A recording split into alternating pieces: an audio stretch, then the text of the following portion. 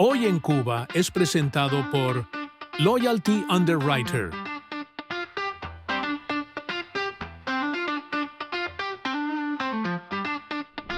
A Raúl Castro la vida le habría roto un plan que tenía de la sucesión de poder en el país. Un plan que sencillamente se le rompió y que de alguna manera podría explicar una reciente movida, una reciente jugada que hizo en el Parlamento castrista. Después de esa jugada comenzaron las apuestas y las especulaciones de quién sería ese sucesor de Díaz-Canel. Pero también en esta ecuación estaría entrando un miembro de la familia Castro, solo uno, que tal vez tendría la pretensión de ese puesto. De ese tema estaremos hablando hoy aquí en Univista TV. La reciente movida que Raúl Castro se sacó debajo de la manga de eliminar el límite de edad para ser otro designado gobernante en la isla estaría demostrando varias cosas. Una de ellas es que, en opinión de expertos, al dictador cubano, por ejemplo, la vida le habría hecho añicos un posible plan que él tenía de sucesión del poder en Cuba, que tendría en aquel momento como figura central al general y miembro de la familia Castro, Luis Alberto Rodríguez López Callejas, cuya muerte rompería precisamente estos planes de Raúl. Raúl Castro se le rompió su plan de sucesión futura que era López Calleja. O sea, al morir López Calleja, que ya él había ido, o sea, ya López Calleja, por supuesto, estaba con el control de la economía de Gaesa. Pero entonces lo iba promoviendo políticamente, lo iba metiendo en la Asamblea, lo iba metiendo en el Consejo de Estado, etcétera. Lo iba llevando a donde él quería para en el momento de la verdad, cuando él desapareciera, fuera una cosa natural que este personaje heredara todo. Pero bueno, se le rompió ese esquema. Entonces han tenido que recomponer el esquema, pero no todo el mundo, vaya, no es porque López Calleja fuese un premio Nobel de Economía, ni mucho menos, pero sí era un premio Nobel de la maldad económica.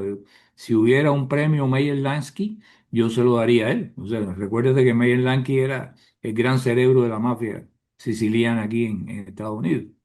Eh, ¿Quién pudiera ser esa persona que tuviera el respaldo de los militares, que tuviera el control de Gaesa? ¿O quién pudiera ser la persona que fungiera el mismo papel que ha venido teniendo Raúl Castro estos últimos años? O sea, el de manejar el guiñol a distancia. El de que pongan, en ese caso no es tan importante a quién pongan. Pueden poner a cualquier otro nuevo títere ahí y lo manejan a distancia, quizás no desde un lugar, sino desde dos o tres lugares. Para analistas como el directivo de Cuba Siglo XXI, Juan Antonio Blanco, la responsabilidad que tiene el emporio militar Gaesa, que encabezaba el ya fallecido general Luis Alberto Rodríguez López Calleja, en lo que habría sido definido por el directivo de Cuba Siglo XXI como una suerte de genocidio planificado en la isla ante la imparable crisis sin solución en el país, abriría, ¿por qué no?, la pregunta de hasta qué punto sería decisivo el rol de esa élite militar bajo el mando de Raúl Castro en designar a un sucesor de Díaz-Canel tan fiel, disciplinado y dócil. Todo eso es factible, que pongan a un político al frente digamos, del Consejo de Estado y que pongan entonces a una persona al frente del conglomerado de AESA y a otra persona al frente de todo lo que es el control del aparato militar. Militar en sentido general, o sea, FARC más Ministerio del Interior. ¿Quiénes pudieran ser esas personas? Bueno, ahí es donde entramos en las especulaciones. Se han barajado varios nombres. Yo creo que esa persona sería hasta bueno que la nombraran porque desataría, a mi juicio, yo apostaría a que probablemente desatara una pequeña o grande tormenta en los círculos militares que pudieran dar al traste con el gobierno, que es Alejandro, o sea, el hijo de Raúl Castro. Porque además de eso, en esa familia, en toda esa familia en general, no hay, los hijos no tienen esa vocación política. O sea, los hijos, como nueva generación, al fin ven eso como un país fracasado, un desastre, y son, a fin de cuentas, parásitos que tratan de alimentarse como sanguijuelas en medio de ese desastre, unos por un lado, otros por el otro, pero heredar políticamente ese barco Titanic hundiéndose, no creo que haya muchos, si es que alguno, que tenga vocación. Tras la movida de Raúl Castro de eliminar el límite de 60 años para ser designado gobernante en Cuba, comenzaron las apuestas para ver quién podría suceder a Díaz-Canel en ese puesto. Se ha hablado de varias figuras, entre ellas Roberto Morales Ojeda, que ha estado en los últimos tiempos alrededor de Díaz-Canel y es el secretario de organización del Comité Central del partido. También de Manuel Marrero, que es el primer ministro, y para muchos, los ojos de esa élite militar de Raúl Castro en la administración de la bodega en Cuba. Pero igualmente hay algunos que han hablado de esa posibilidad de que, ¿por qué no?, el hijo de Raúl Castro, Alejandro Castro, pudiera tener la pretensión de tomar ese mando. El único que es un fanático y un psicópata es Alejandro. Es el único que se le puede ocurrir en su cabecita y por su cercanía con los rusos y al mismo tiempo porque tuvo esa relación con el gobierno de los Estados Unidos a altos niveles, con la CIA, con Brenner, que ahora tiene tremendo problema porque participó en la conspiración contra Trump. Eh, Ese sería uno de los posibles siempre candidatos. Pero el problema es que Alejandro, cuando tuvo poder, se dedicó también a cazar a una lista de personas que no eran de su agrado.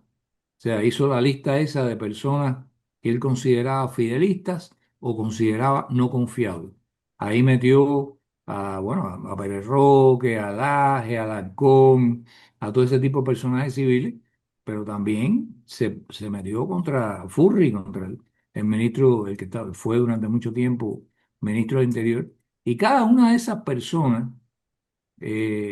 sobre todo en los mandos militares que son más estables, tienen un conjunto de amigos que vaya, se vieron con muy mala cara lo que este personaje estaba haciendo. Y no fue tampoco casual de que, a pesar de, aparte del escándalo de las escuchas estas, del síndrome de La Habana, que fue virtualmente un ataque contra la sede diplomática, aparte de eso, se lo hicieran cobrar. Porque si hubiera sido en otras circunstancias, pues simplemente no le pasa nada. Por otro lado, otros expertos tampoco descartan que con la movida de la eliminación del límite de edad para convertirse en gobernante en Cuba, el dictador cubano, quien irónicamente fue quien impulsó hace unos años atrás imponer ese límite de 60 años, ahora, como dueño total de la finca y el poder real en la isla, le haya perdido la confianza que tendría en designados más jóvenes, que se les vayan a descarriar y que también le hagan añicos su revolución. Yo creo que eso es una pregunta abierta. Nosotros nos la hacemos aquí, pero ellos se la están haciendo allá. Yo no creo que ellos han puesto el huevo todavía. Ni siquiera creo que Raúl Castro ha puesto definitivamente el huevo. Está tanteando por acá, por allá, para ver lo que deja atrás. Aunque él puede ser que sea también parecido a su hermano de que detrás de mí el diluvio. Pero bueno, tiene una familia de la cual se ha ocupado más que Fidel de la suya y le ha dejado un imperio de riqueza y de privilegio y me imagino que no querrá que se pierda con una transferencia de poder. Lo que no parece quedar dudas es de que la jugada de Raúl Castro con el fin del límite de edad para ser designado gobernante en Cuba muestra que quien sustituya a Díaz-Canel tiene que responder a los intereses de esa élite militar que él tiene bajo su mando, para que intente ver si puede continuar con esa dictadura justo en momentos en que aumente el descontento popular en la isla ante la grave crisis económica en el país y la represión a los activistas y familiares de presos políticos. El primer visto bueno que tú vas a necesitar ahí es el de Raúl Castro, porque a fin de cuentas Raúl Castro es Gaesa. O sea, pero cuando muera Raúl Castro, ¿quién es Gaesa? ¿Va a ser una dirección colectiva? ¿Va a haber alguien que va a... Porque lo que sí sabemos de Gaesa es, y ese fue el error de mucha prensa occidental, lo que sabemos de Gaesa es que tiene una cultura no corporativa, sino conspirativa. O sea, Gaesa no fue construida desde que la hizo Fidel. O sea, Fidel no creó Gaesa, pero creó Cimex y todas aquellas corporaciones. Esas fueron corporaciones hechas por órdenes de Fidel para operar de forma ilegal, haciendo toda una serie de operaciones ilegales que culminaron con el escándalo del narcotráfico. Y por lo tanto funcionan no solo a base transparente, pública y con estrictos criterios administrativos, como puede funcionar una corporación cualquiera en el mundo occidental. Y eso es lo que hace más difícil saber dónde está el punto real de la persona que tiene más ascendencia. Porque, por ejemplo, tú tienes una persona ahí que es directora de tal cosa, digamos. ¿Es ella realmente la que manda? ¿O ella simplemente una burócrata a la que le dicen, igual que a cualquier ministro, lo que tiene que hacer y deshacer?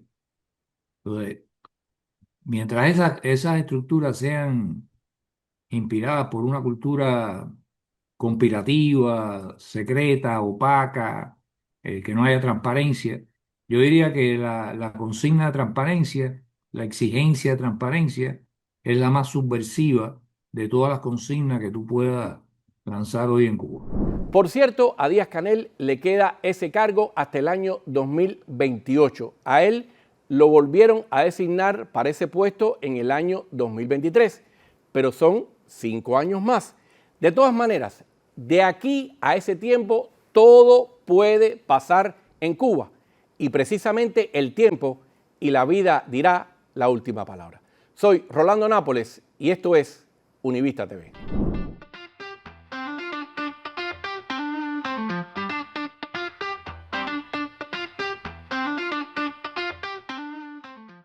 Hoy en Cuba fue presentado por Loyalty Underwriter,